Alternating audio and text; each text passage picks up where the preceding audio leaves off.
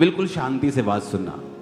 ऐसा पहली बार हुआ था कि कोई इंडिया से कोई भी उनके देश में प्रधानमंत्री या कोई भी जो सदस्य है, उनका जो अतिथि है, मेहमान है, वो उनका शाम को कभी भी स्वागत नहीं करते। ये उनकी रीति रिवाज में है। लेकिन ये पहली बार था कि इंडिया के प्राइम मिनिस्टर हमारे गए और उन्होंने उनका स्वागत शाम को किया और उनको सम्मान दिया। और जब मैं प्राइम मिनिस्टर साहब से मिल रहा था पापुआ न्यू गिनी में, पीएनजी में, और जब मेरी उनके साथ मुलाकात हो रही थी वहाँ पर, तो उस मुलाकात में मैंने उनसे पूछा, सुनो ध्यान से, अभी कुछ मत करो, सुनो ध्यान से।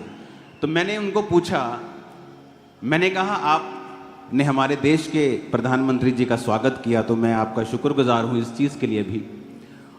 उन्होंने कहा कि बहुत लोगों ने मुझे पूछा कि तुमने पैर हाथ क्यों लगाए। उन्होंने कहा कि मैं एक पवित्र आत्मा से भरा हुआ क्रिश्चियन हूं और मेरे जीसस ने मुझे झुकना सिखाया है।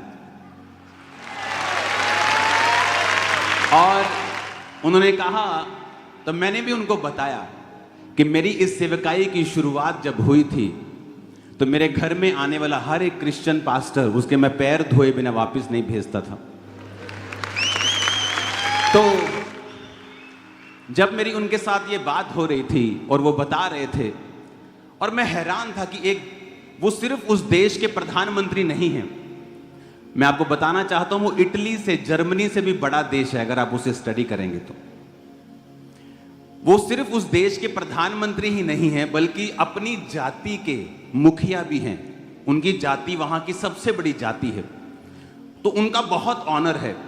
और उन्होंने मुझे बताया कि यूएन जो है, यूनाइटेड नेशन, जिसके सामने सारी दुनिया के प्रेसिडेंट्स, प्राइम मिनिस्टर सिर झुकाते हैं वहां पे, उनको हेड बनाने के लिए वो सोच रहे हैं,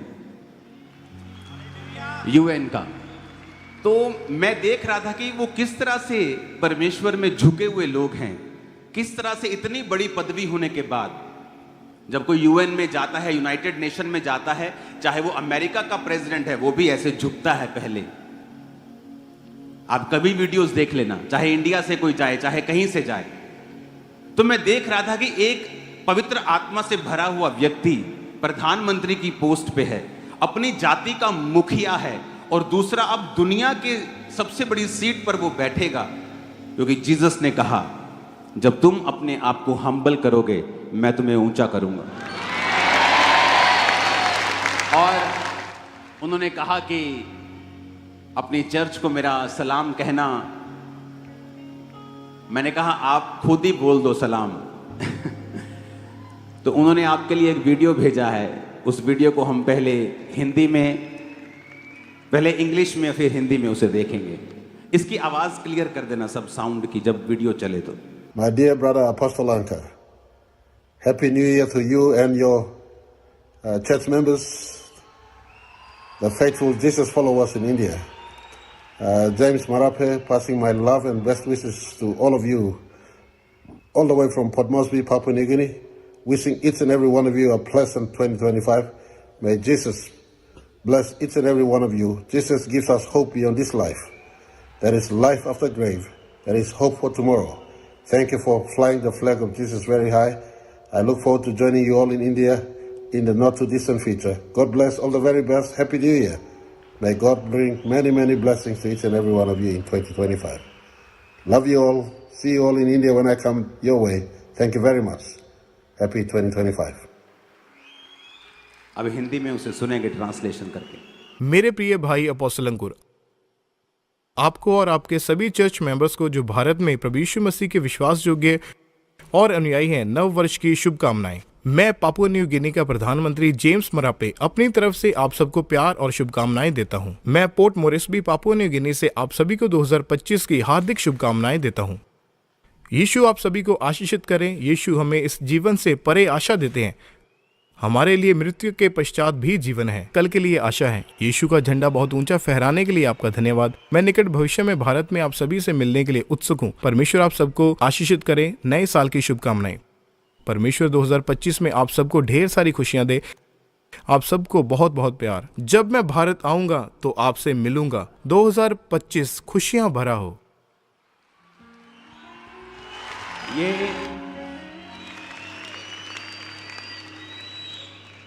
मुझे वो बोल रहे थे कि मेरे पास कैमरा नहीं, मैं कहा कोई बात नहीं, आप अपने फोन पे बना के भेज दो। तो कितना हम्बल इंसान है, देखो कि प्रधानमंत्री अपने फोन को ही उठाता है और आपके और जीसस के प्यार के लिए वो आपको संदेश भेजता है। जीसस, इसीलिए पूरी दुनिया में जीसस के नाम की बल्ले बल्ले है। क्यों? क्योंकि जीसस ने प्रेम, नम्रता, बिना डर के बोलना सिखाया है। हालेलुया। तो वो जल्दी इंडिया में आएंगे, क्योंकि प्रधानमंत्री मोदी जी उन्हें बुला रहे हैं। जब वो आएंगे, वो चर्च में आएंगे, सर्विस अटेंड करेंगे। और उन्होंने कहा कि जनवरी में मैं एक और मैसेज चर्च को दूंगा सताव के ऊपर। तो जनवरी में वो प्रीचर भी हैं, वो प्रीच भी करते हैं। तो जनवरी में वो अपना एक मैसेज भेजेंगे सताव के ऊपर, कि किस तरह से सताव के बीच से परमेश्वर अपने लोगों को ऊंचा करता है और आशीषित करता है। बाइबल कहती है, परमेश्वर ने अपने चेलों को कहा था कि भय ना खाना और तेरा मन कच्चा ना हो, क्योंकि मैं तुझे प्रभावशाली बनाऊंगा, मैं तेरे आगे आगे चलूंगा। और वो परमेश्वर जो मूसा के संग था, आज आप प्ले देख रहे थे, मेरी आंखों से आंसू आ रहे थे प्ले देखकर। कितना शानदार वो प्ले था, कितना आत्मा से भरा हुआ वो प्ले था। सबको मेरी आवाज आ रही है पीछे? हाथों को हिलाओ तो, क्योंकि जब से चर्च सुंदर बना है मजा आ रहा है। हालेलुया। मैंने ये नोटिस किया है, इसीलिए क्रिश्चियनिटी, इसीलिए जीसस का वचन आज दुनिया के कोने कोने में है, क्योंकि उनके लोगों ने, जीसस के चेलों ने मार के बदले मार नहीं की।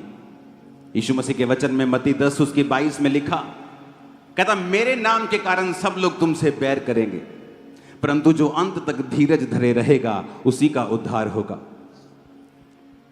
कहता मेरे नाम के कारण सब लोग तुमसे बैर करेंगे। आप बोलेंगे क्यों परमेश्वर? क्योंकि उन्हीं लोगों की नशे तुम छुड़वा रहे हो, उन्हीं लोगों के बीमार तुम चंगे कर रहे हो फ्री में, उन्हीं लोगों की आत्माओं को तुम उद्धार दे रहे हो। आज आप चर्च के सामने बैठे हैं, कितना पैसा दिया है? आप चर्च के फ्रंट वालों ने कितना पैसा दिया है? जिन पे प्रार्थना होगी कितना पैसा दिया है? स्वीट्स मिल रही हैं, अनॉइंटिंग ऑयल मिल रहा है, कितना पैसा दिया है?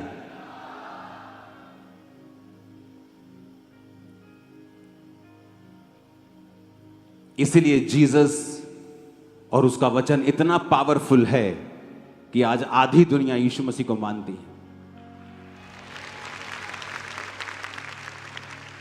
एक आदमी इतना हम्बल है कि एक देश का और अब दुनिया का वो प्रतिनिधित्व करेगा, लेकिन फिर भी क्योंकि यीशु के वचन से वो बंधा हुआ है, और ये सिखाता है हमें परमेश्वर का वचन। आज कोई भी मुंह उठाता है और जीसस के पूरे स्ट्रक्चर के ऊपर सवाल खड़े कर देता है, पूरी बाइबल पे सवाल खड़े कर देता है। ये बहन भाई गलत हैं, लेकिन अगर ये धर्म होता तो लड़ाइयां की जाती। लेकिन जीसस ने कहा तुम प्रेम करो, सिर्फ अपने साथियों से ही नहीं, अपने धर्म वालों से ही नहीं, बल्कि दूसरों से भी जो तुमको बुरा कहते हैं। इसीलिए क्रिश्चियनिटी अलग है और सबसे ऊपर है, टॉप पे।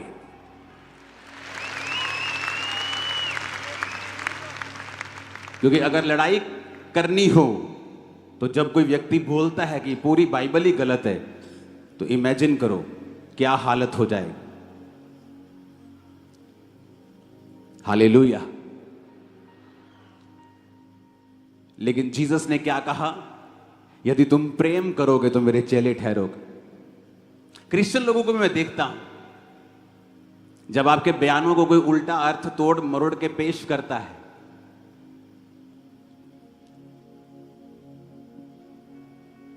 वो बयान उसके लिए नहीं है, लेकिन अगर वो उसे अपने लिए लेना चाहते हैं तो ये उनकी मर्जी है, हमारी नहीं। और तब भी क्रिश्चियन लोग कमेंट्स के अंदर गालियां कभी ना निकालें, क्योंकि हम और उनमें बहुत फर्क है। हम जीवित परमेश्वर की संतान हैं। बाइबल कहती है चुप भी नहीं रहना, अपनी बात भी रखनी है। हालेलुया। क्योंकि जीसस ने अगर प्रेम हमें ना सिखाया होता तो हम टिप्पणियां करते एक दूसरे के रीति रिवाजों पर, धर्मों के ऊपर। और इसीलिए मेरा 20 साल का रिकॉर्ड है, कोई व्यक्ति यह साबित नहीं कर सकता कि मैंने किसी पर भी टिप्पणी की हो, क्योंकि यह जीसस ने सिखाया नहीं है।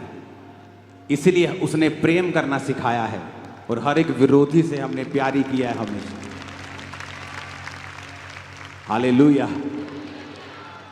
और इसीलिए जीसस ने कहा तुम दुनिया के नूर हो, तुम दुनिया से अलग हो, तुम दुनिया के जैसे नहीं हो, तुम दुनिया में रहते हो परंतु मैंने तुमको दुनिया में से चुन लिया है।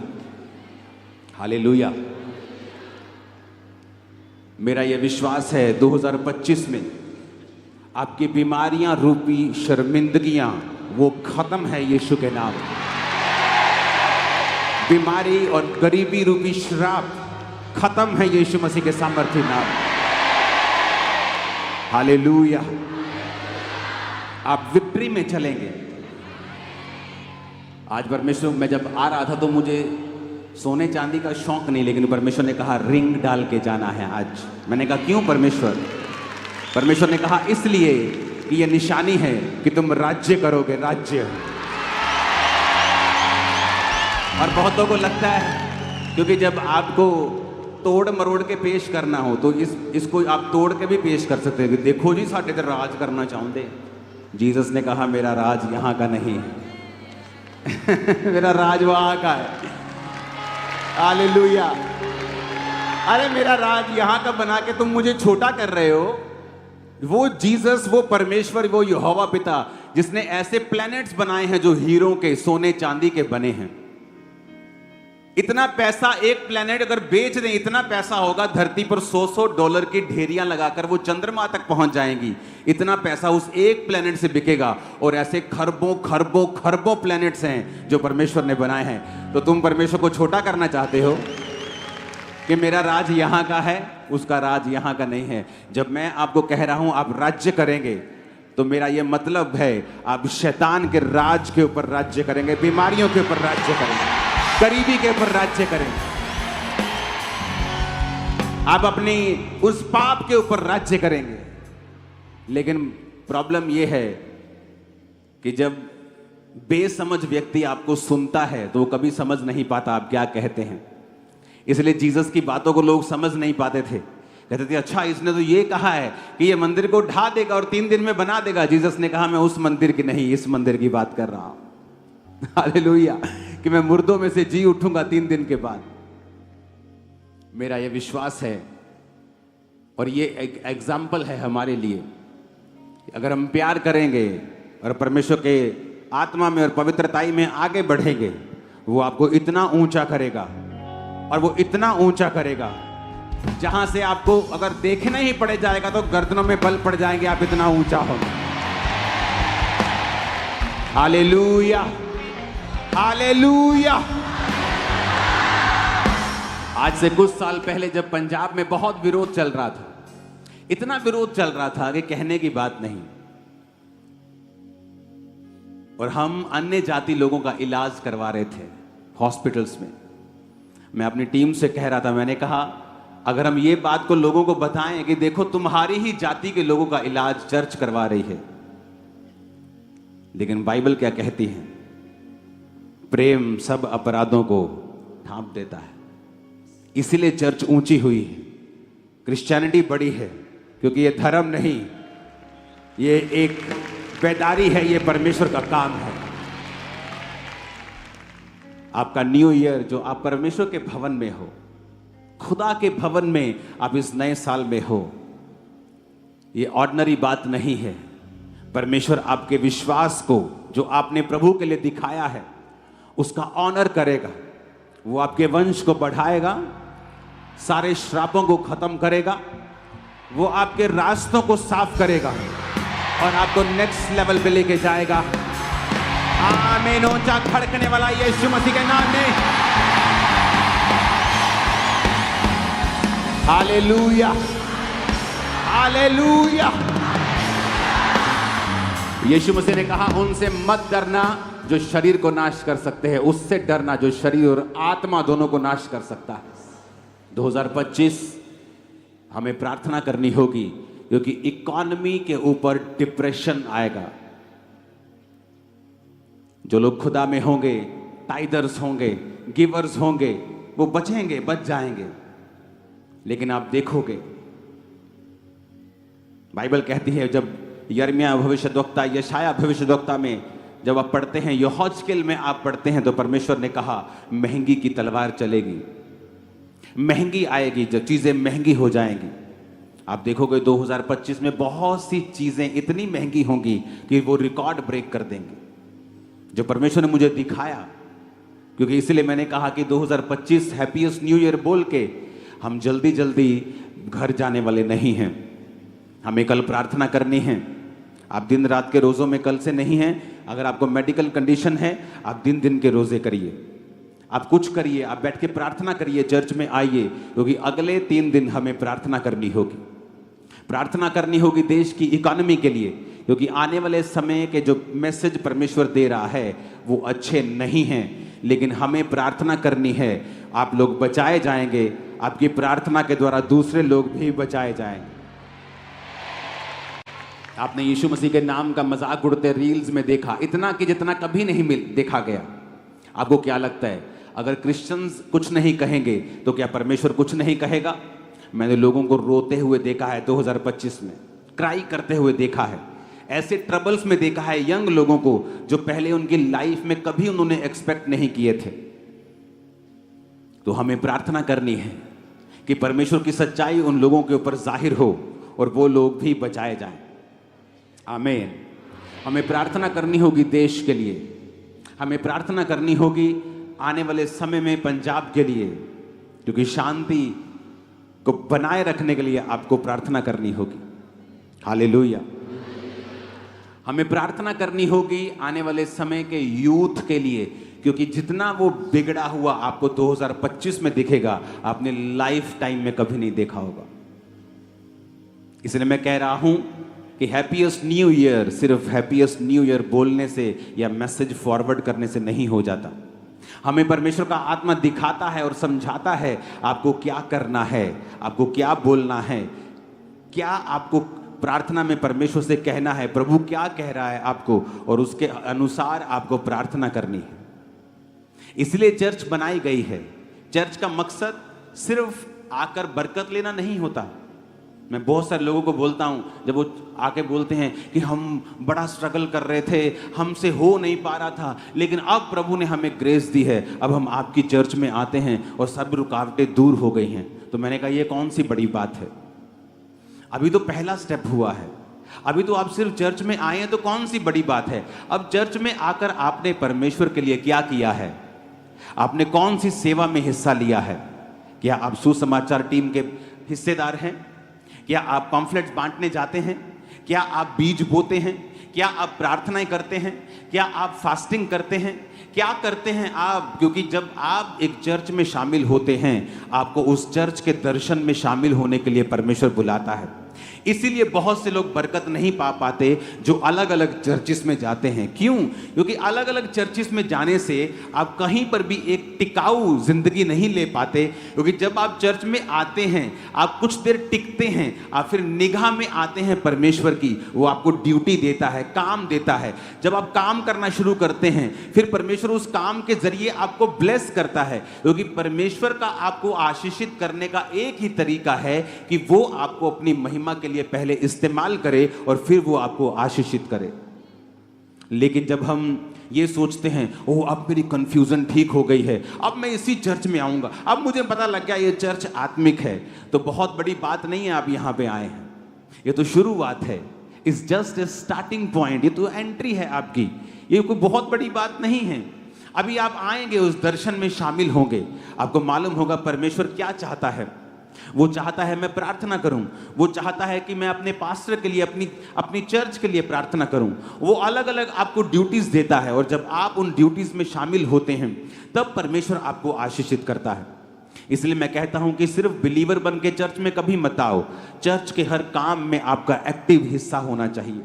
अगर आप चाहते हैं कि परमेश्वर आपको ब्लेस करे तो चर्च के हर दर्शन में आपको शामिल होना होता है। इसीलिए परमेश्वर आपको भवन में रोपता है, यानी आपको बोता है भवन में। आमीन। ऊंची आवाज में आमीन बोलो। जो बात परमेश्वर ने मुझे आपको बोलने के लिए 2025 के लिए कही है,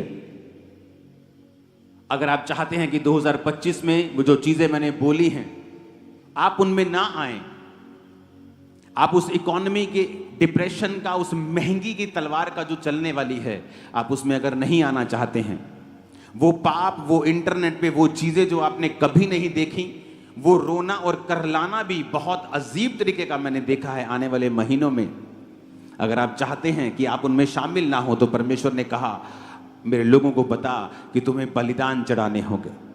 पुराने नियम में बलिदान चढ़ाए जाते थे, लेकिन नए नियम में अलग बलिदान चढ़ाए जाते हैं।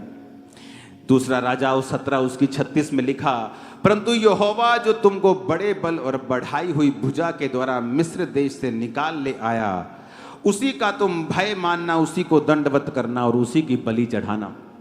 परमेश्वर ने कहा उसको बलि चढ़ाना, बलिदान करना। जब भी आप प्रभु के सामने, प्रभु बुलाता था कि तुमने पाप किया है, आ जाओ पाप बलि लेके आओ। कभी नहीं कहता था कि आके सॉरी बोल दो, सॉरी गॉड, सॉरी परमेश्वर। परमेश्वर कहता है सॉरी बोलना है, बलिदान लेके आओ, साथ में मेल मिलाप करना है, बलिदान लेके आओ, बैल लेके आओ, भेड़ लेके आओ, उसे चढ़ाओ।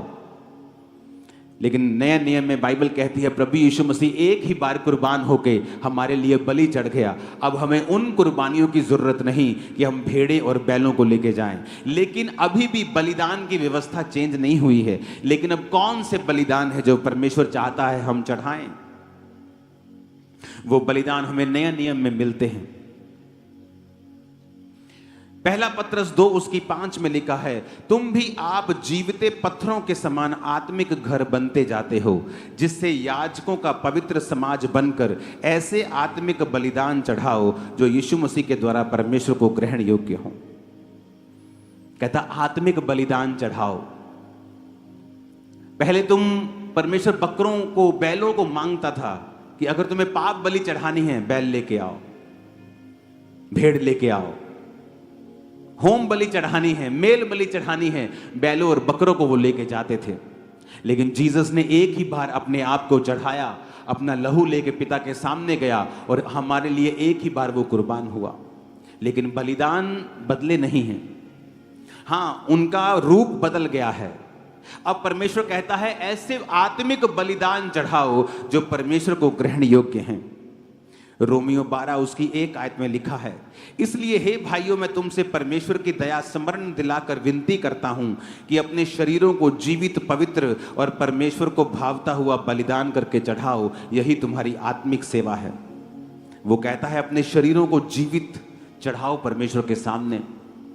इन्हें अपवित्र मत करो, इन्हें व्यभिचार में मत लगाओ, इन्हें ब्लू फिल्में देखने में मत लगाओ, इन्हें नशे करने में मत लगाओ। अपने शरीर को जीवित रखो परमेश्वर के लिए और पवित्र करके परमेश्वर को भावता हुआ बलिदान करके कहता उसे परमेश्वर को चढ़ाओ, यही तुम्हारी आत्मिक सेवा है। परमेश्वर ने मुझसे डायरेक्ट कहा है, अगर आप सिंपल बिलीवर हैं, just you are a believer, कोई खास आपकी प्रार्थना नहीं है, just you are a believer, आप जीसस में बिलीव करते हैं, मैं आपको बता रहा हूं शैतान जो सोच के बैठा है 2025 में, जिस तरह से इंटरनेट के ऊपर महंगी के द्वारा, महंगाई के चीजों के द्वारा, इकोनॉमिक डिप्रेशन के द्वारा वो जिस तरह से सोच के बैठा है, मैं आपको बता रहा हूं आपको परमेश्वर की जरूरत हर साल बढ़ती जाएगी। यीशु मसीह ने कहा कि अपने शरीर को भावता हुआ बलिदान करके चढ़ाओ। भजन संहिता 4 उसकी 5 में लिखा है, धर्म के बलिदान चढ़ाओ और यहोवा के ऊपर भरोसा रखो। आत्मिक बलिदान चढ़ाओ। और यीशु मसीह के द्वारा जो परमेश्वर को ग्रहण योग्य हों। अगर आप सिंपल विश्वासी हैं तो मैं आपको एक सलाह देना चाहता हूं, आपका भाई होने के नाते, आपका आत्मिक अगुआ, आपका स्पिरिचुअल फादर होने के नाते मैं आपको एक सलाह देना चाहता हूं कि 2025 को अगर हैप्पीएस्ट करना है तो आप बलिदानों को चढ़ाना शुरू कर दें। वो बलिदान मेरे शरीर का है। एक नशा करने वाला व्यक्ति नहीं कह सकता कि मेरा शरीर को मैं मन भावता हुआ बलिदान करके यहोवा को चढ़ा रहा हूं। एक व्यभिचारी व्यक्ति नहीं कह सकता कि मैं अपने शरीर को बलिदान करके परमेश्वर को चढ़ा रहा हूं। परमेश्वर ने कहा तुम्हें आत्मिक बलिदान और धर्म के बलिदान चढ़ाने होंगे। वो बैल और बकरों की बलियां नहीं होंगी, परंतु वो तुम्हारी जिंदगी होगी, तुम्हारे समय का बलिदान होगा, तुम्हारी इच्छाओं का बलिदान होगा। कि अगर परमेश्वर ने कहा है मुझे पवित्रताई में रहना है, मसीह में आने से पहले, बहुत पहले, मैं एक लड़की को पसंद करता था। अपने स्कूल टाइम में, और मैं हमेशा परमेश्वर को बोलता था कि परमेश्वर मेरी उसके साथ मैरिज क्यों नहीं करवाता तू। और कोई प्रॉब्लम नहीं थी, सब कुछ सही था। लेकिन जब मैं मसीह में आया मुझे मालूम हुआ कि मेरी लाइफ में परमेश्वर नहीं चाहता था कि मैं संसारिक लव में पढ़ूं। अगर मैं वो पढ़ता मुझे इतनी अच्छी वाइफ कभी नहीं मिलती। कई बार आप कंप्लेंट करते हैं कि परमेश्वर जिसे मैं पसंद करता हूं वो क्यों मेरी जिंदगी में नहीं है, जबकि वो आपकी जिंदगी में अगर आ जाए, मैं आपको बता दूंगा, आपकी जिंदगी नरक हो जाएगी, क्योंकि आप नहीं जानते फ्यूचर में क्या रखा है। आज मैं 2 दिन से परमेश्वर की प्रेजेंस में हूं, तो भी आपने चर्च की व्यवस्थाएं देखी। कौन संभाल रहा है? मेरी वाइफ संभाल रही, मेरी टीम संभाल रही है। आपने प्ले देखा, उसका डायरेक्टर मेरी वाइफ है।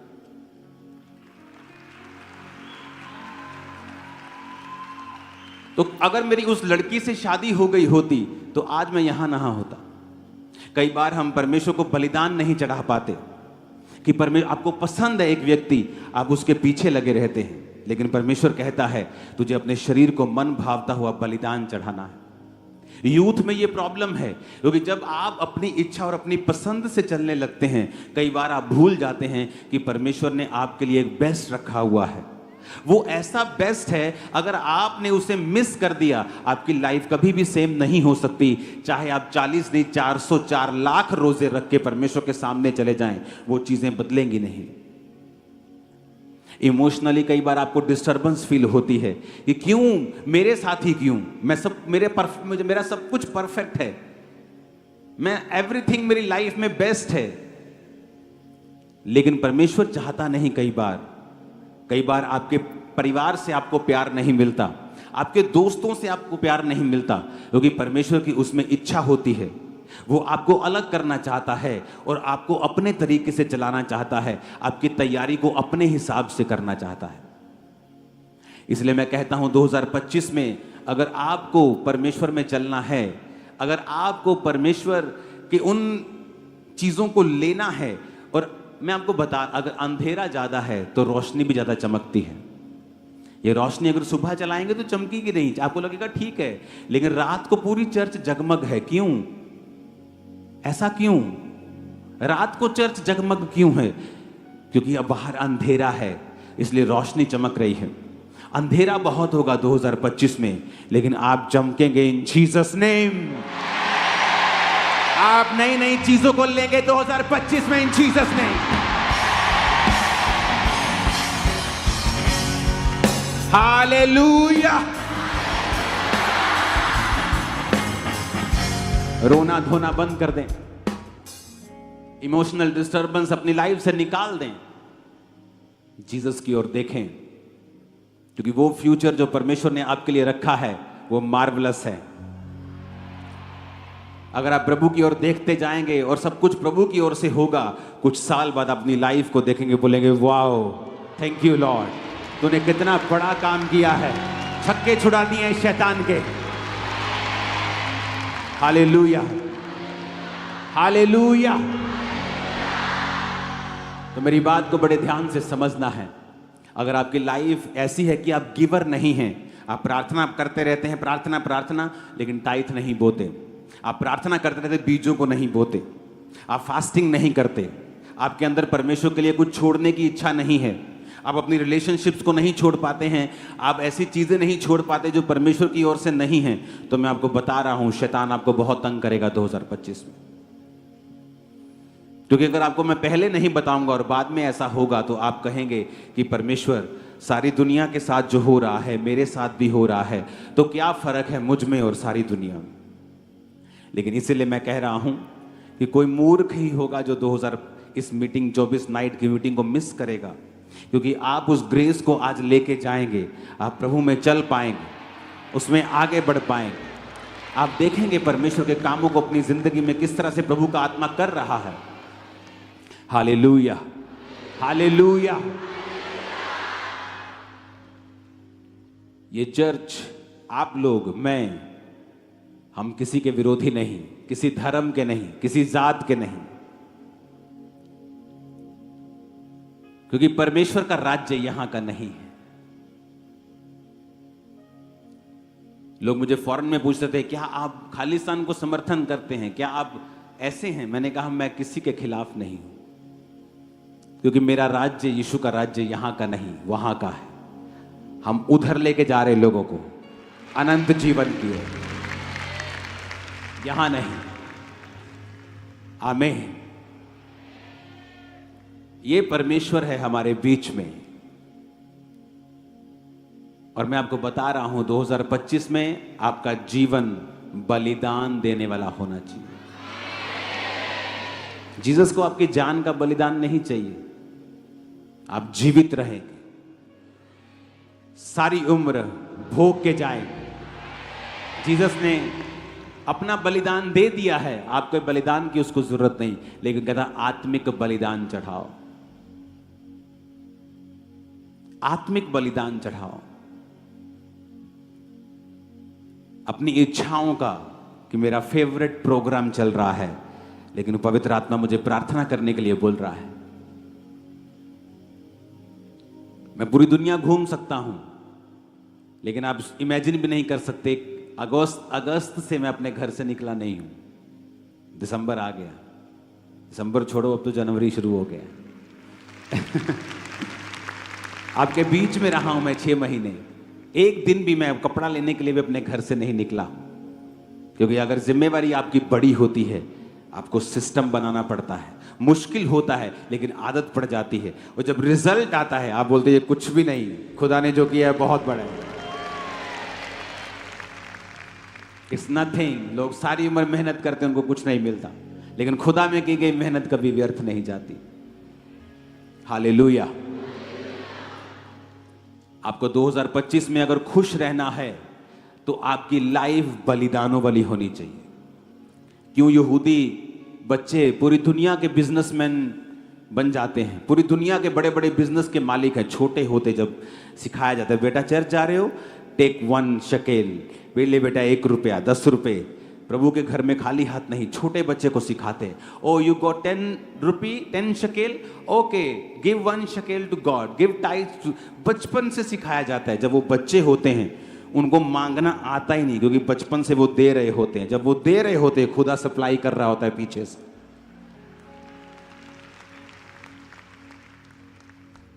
दाऊद ने अपना हजारों करोड़ों का सोना परमेश्वर में दे दिया था,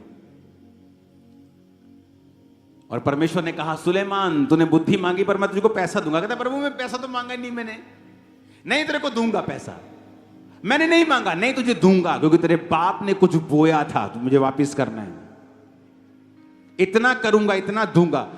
लोग बोलते हैं ना फलाना बंदा जी, पता नहीं उस बंदे का नाम क्या, फलाना बंदा दुनिया का सबसे अमीर था। झूठ है ये। सुलेमान के जैसा अमीर दुनिया में कोई नहीं था, ना है। उसकी वेल्थ ट्रिलियंस में है, बिलियंस में नहीं, ट्रिलियन के भी आगे होगा वो।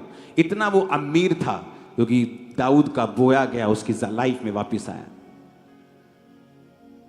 हमें अपनी लाइफ में ये देखना होगा और हमें आदत डालनी होगी बोने की। जो हमने पहले कभी नहीं बोया हमें वो बोना होगा।